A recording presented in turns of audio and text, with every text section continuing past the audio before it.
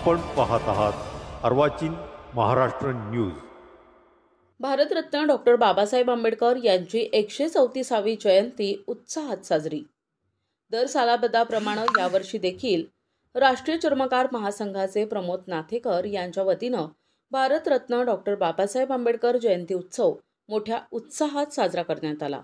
शालिमार येथील भारतरत्न डॉक्टर बाबासाहेब आंबेडकर यांच्या पूर्णाकृती पुतळ्यास पुष्पहार घालून भव्य ढोल ताशा आणि मिठाईचे वाटप करून उपस्थितांना मानाचे फेटे घालून भारतरत्न डॉक्टर बाबासाहेब आंबेडकर यांना पुष्पहार घालून अभिवादन करण्यात आले।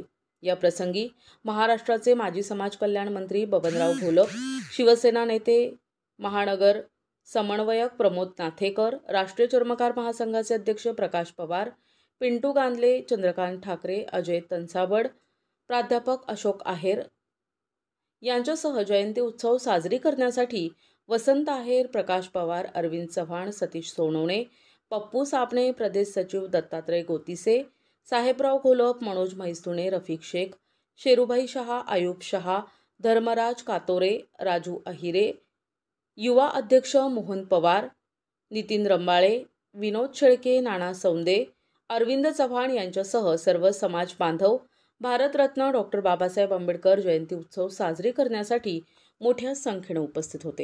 आज महामानव भारतरत्न डॉक्टर बाबासाहेब आंबेडकर जयंतीनिमित्ताने आज आपण सर्व एकत्र जमलो। बाबासाहेब आंबेडकरांनी भारताचे घटनेचे शिल्पकार बाबासाहेब आंबेडकर यांनी संघटनेमध्ये राज्यघटनेमध्ये असं नमूद केलंय का प्रत्येकाला न्याय मिळेल। दलित, आदिवासी, शोषित यांना सन्मानाने जगायला घटना दिली। बाबासाहेब आंबेडकर यांनी आयुष्यभर जातीवादीकरता लढा दिला। आज हा कार्यक्रम राष्ट्रीय चर्मकार महासंघाच्या वतीने आयोजित केला आहे। दरवर्षी आम्ही हा कार्यक्रम करतो। इथं संघटनेचे उपाध्यक्ष पिंटू गांधले, सतीश साबणे व या कार्यक्रमाचे त्यांच्या हस्ते कार्यक्रम केला नानासाहेब घोलप।